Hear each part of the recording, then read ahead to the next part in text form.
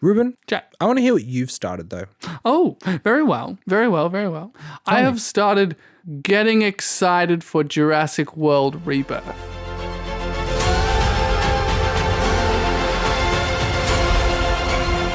This is really stretching the format here. It is. Well, here's the thing.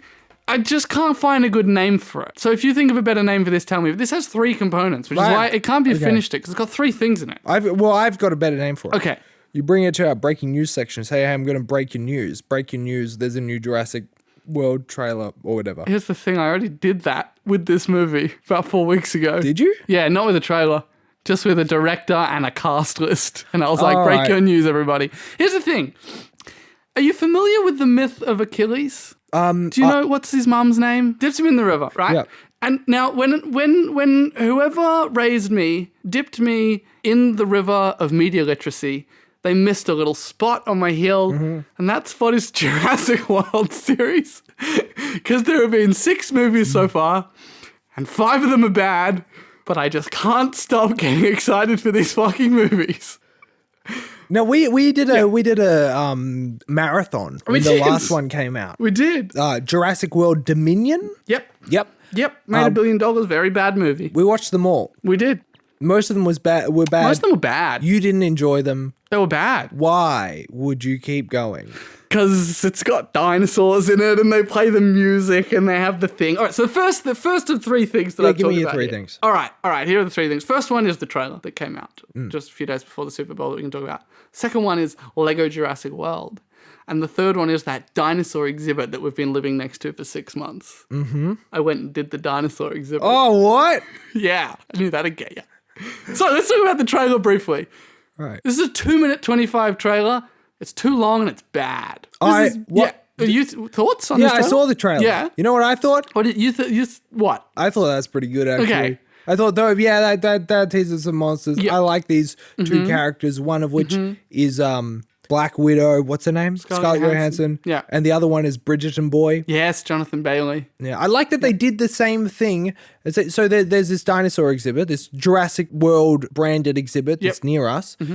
Before it was Jurassic World, it was Bridgerton. Yep. So I like to think in the same way they transitioned and were just like, we'll just use the same warehouse, dress it up with some dinosaurs. They Just did that Jonathan Bailey. with Jonathan Bailey. They're like, look, he's already at the set and he just won't move. He's having his tea or whatever. He's probably British. If he's sitting there, can we put some like sexy, like slutty little glasses on him? Just put some sexy little, want to give him a kiss little glasses and put a raptor nearby. Yeah. And that's what they did. And that's what they did. And I'll be talking about that at the end of this segment. Anyway, this trailer, I think the tone makes me worried. And look, trailer editing is a different skill to movie making, and sometimes it's done by different companies and different teams. Always entirely. done by different companies, unless the trailer does really well. And the then they studio re-edit says, the whole movie with the trailer company. yeah.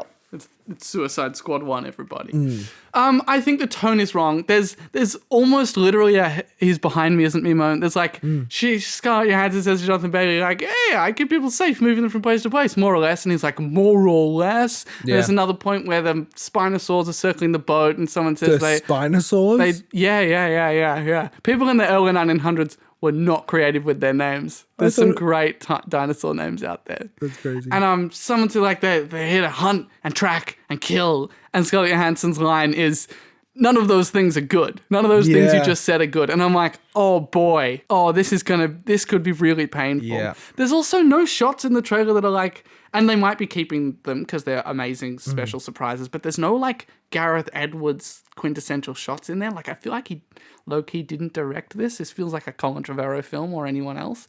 There's also the fact that they made it in like 8 months from frickin' script to post-production. Like this thing came out of nowhere and felt a bit rushed. So I'm worried. It's not going to be good.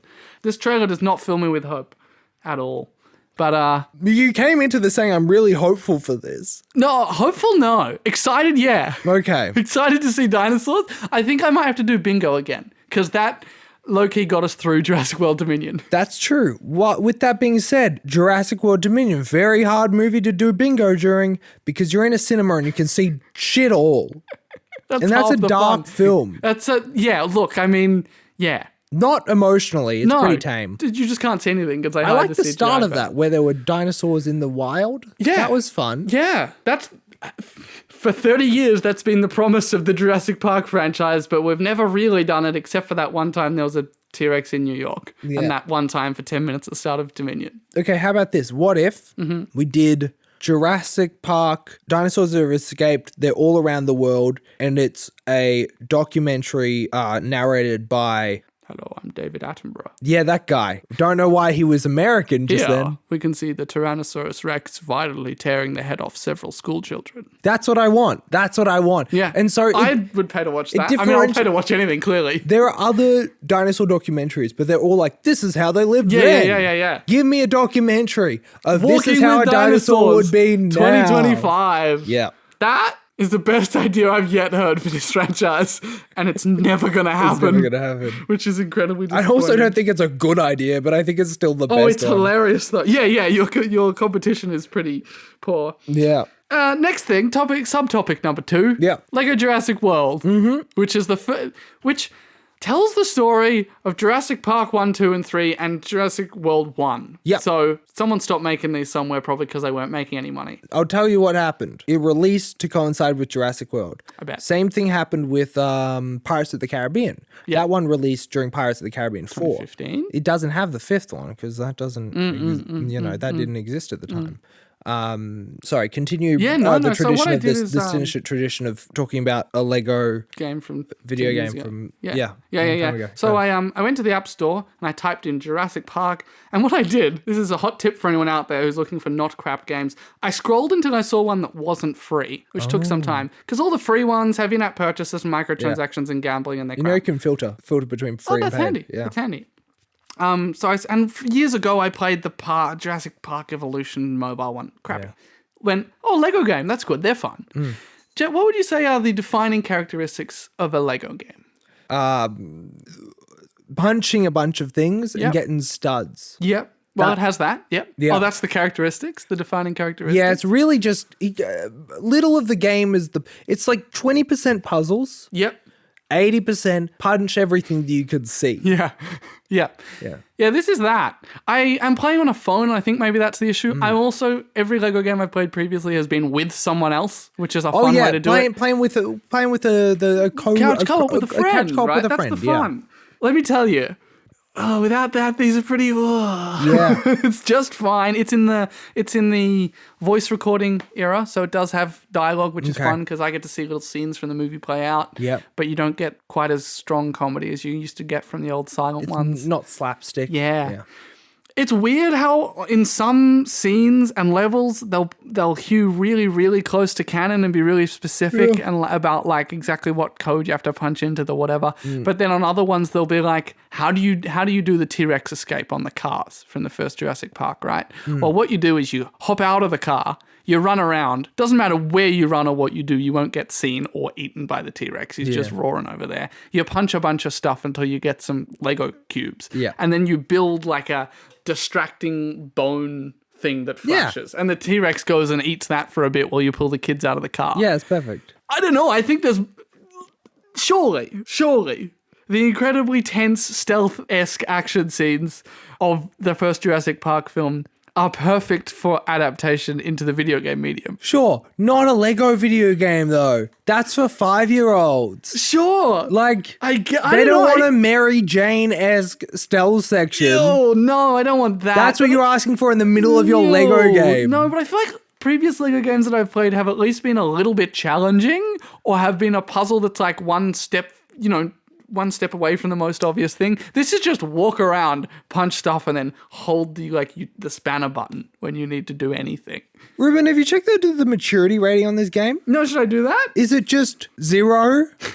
You think I'm expecting too much of Lego Jurassic Park? I think you're expecting a lot of Lego Jurassic Park. Lego games are not that difficult. They're really just move through, have a couple of puzzles here and there, but it's really like find this object and bring it to this.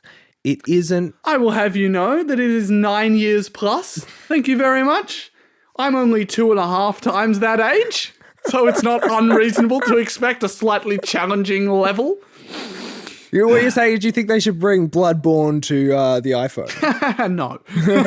When you put it like that, I'm very glad it's easy because what that lets me do is play for like 12 minutes and finish a level and put it away and never have to do that level again. So that's nice. How's it going playing on a phone? Because that sounds awful. It's awful. Next question. Can you play it on your computer?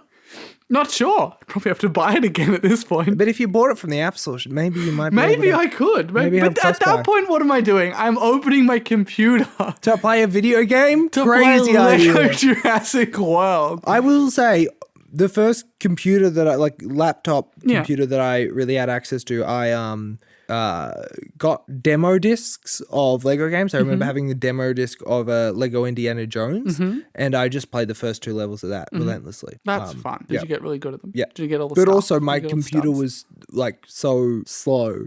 It was this old Sony Asus Yeah. or something. Yeah. Remember those? Did not have the RAM. It would stutter to all hell. It would be me and my brother crammed on either side of the keyboard because we mapped the keys so that we could both play on the one keyboard. It was great fun. Were you like second guessing the lag? You know that thing where you like I have to wait 2 more seconds, then I'll press it because then when it loads in, I'll be in the right spot. No, just trying to brute force it, push it. Oh, okay. Yeah. Well, okay. So this has this added or subtracted to your To my hype, hype? added. Okay. Because I'm like, hey, that first movie was pretty good, wasn't it? However, what I should do before this movie comes out is go and play through the Jurassic World part, and Yeah, I you bet should. I'll be like, I think this that'll be better. sucks. Oh, you think so? I'm just thinking about that rolling ball bit. I bet I don't get to roll in the ball. You will definitely get to I'll roll get to in the roll ball. in the ball. I think it will be. Wow, it can't be much worse, can it? I was going to say worse, but I don't know. What's your next? Oh, the third thing? part of this puzzle is I went to an empty warehouse on a boiling 35-degree day, and I went and saw dinosaurs with a bunch of screaming kids. And how was that? Look, it was kind of what I expected it to be. You pays your money and you makes your choice, and my choice was I want to spend my Sunday afternoon in a boiling warehouse with a bunch of screaming kids. But there was two standout moments that made it worth it. I will just give you a brief overview of what this feels like to do. Yeah, please do. Because listeners probably won't have done anything like this, because why would they? YouTube and Spotify tell me that all our listeners are aged 18 to 35, and no one in that age bracket has any reason to do this. Because they're not kids, and they don't have kids. 18 to 25. We don't have specific metrics on how many of our listeners might have special interest due to certain neurodivergencies, you know? I see what you're saying. While it's open for another week or two, folks, so you've still got time. 99% of our listeners could be autistic. We don't know. We don't know that. Write in, let us know. Are you autistic? It was a great experience. Walked in, Yeah. walked past all the stuff they tried to sell me at the start, saw a person standing there scanning tickets, and they were like, come on through. And I stood there scanning my ticket, waiting for the shame comments, and they were like, here, Solo? And I was like, yes. Yes. And they, to their credit, said, oh, that's good. And I said, couldn't think of anywhere I'd rather be. Now, was that true? I don't know, but they'd been nice to me, so I was trying to be nice to them. I don't think that's nice. I think that puts you in, like, you're digging your own grave here. What? I mean, they have to stand there all day scanning tickets, so I'm having a better day than them. So it's my duty to reach across the aisle and say, They're getting paid I like for the company it, you though. work for or something, yeah. I like the fact that it says Jurassic World on the front of this warehouse. That is where all my positivity was coming from. Because Now, if it didn't say Jurassic World, would you have gone? If it was Only if it general said Jurassic branded, Park. yeah. If it was general branded dinosaurs, probably not. yeah, cool. So I walked Power in. of IP. Walked in, waited in line. They take a photo of you so you can pay more money at the end to buy a photo. You're picking up a theme here. The theme is you can spend money at this thing. Waited in line for not very long, which was nice. And then we got let into the first room. Now, I think the first room, they put on a little extra razzle-dazzle. Because this first room was maybe went harder than it needed to be. Because what it was an empty ferry with no dinosaurs on it. But it had like life jackets and floaties up the top and rows of seats and an electronic screen and fake windows that were screens that like rolled up and showed the sea. So I was like, okay. Do you feel like you were in the water? Not really, because I was standing on solid ground. Here's the Oh, thing, you're though. standing, okay. My I thought bar they was put you very on a low. boat. My bar was Willy Wonka experience from the UK, where it was one poster on a wall and a meth lab. So I was like, this is better than that. And then, you know, the people who are employed there as actors are doing their job. They're doing a fine job. They're not paid enough to do an excellent job, and so I do not begrudge them doing just okay at their job.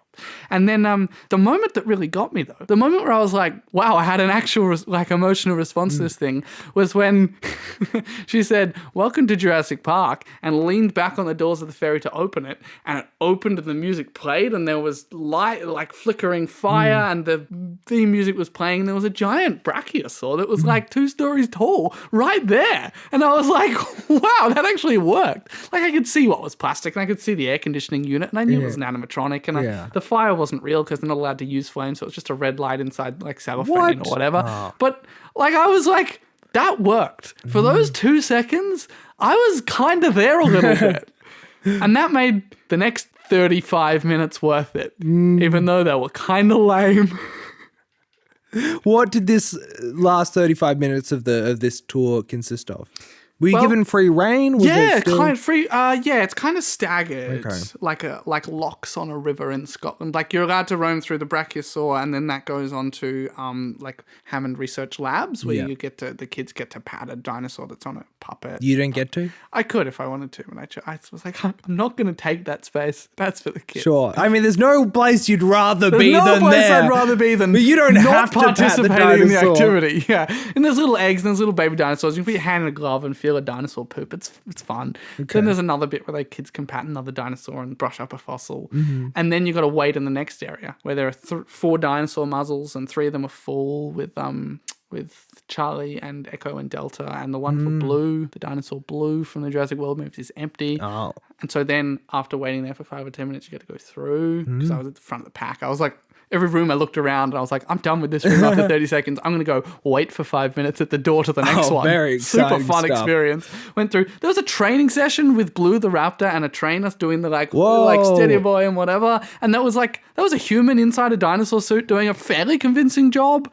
They went right up to the fence at one point and terrified some kids. Wow. So I was like, yeah, that was pretty good. That was pretty good. I mean, I can see your legs. But like, this is pretty good. You can see their regular legs? Yeah. I guess they can't have raptor legs. No. Those are very different shape. Like, they had raptor legs on the outside outside of their regular legs and then like black leggings on. But I can see your legs. Yeah. And the whole time I was like, I had 2 questions to get me, because this was... I saw through the artifice pretty quickly, and, you know, I'm not a kid. So I had 2 questions to get me through. One was, is this canon? And when does it take place? Okay. And number 2 was, is this satire? Or, like, are they going to do the Jurassic Park thing, which is, like, sell the experience to us?